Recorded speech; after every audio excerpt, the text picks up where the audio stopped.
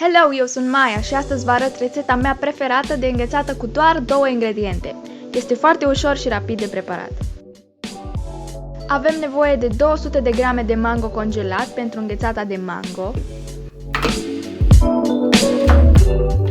și 200 de grame de căpșuni congelate pentru înghețata de căpșuni.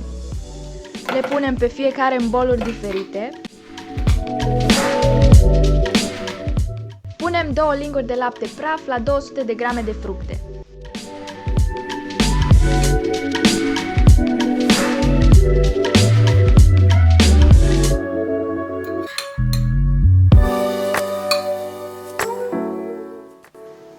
Adăugăm o lingură de apă ca să se mixeze mai ușor.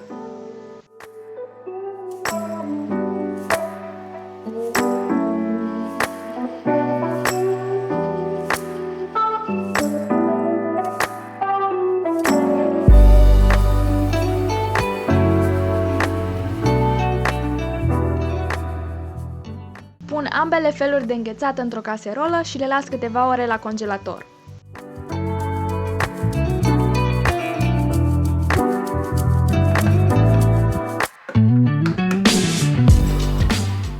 Am scos caserola din congelator și înghețata e gata de servit.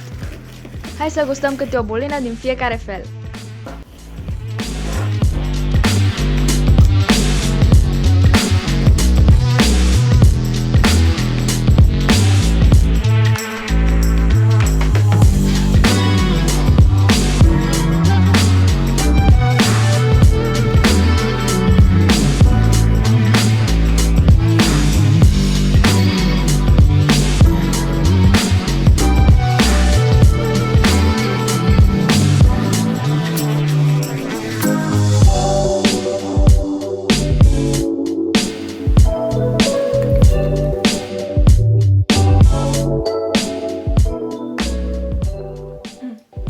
Înghețata de mango e perfectă.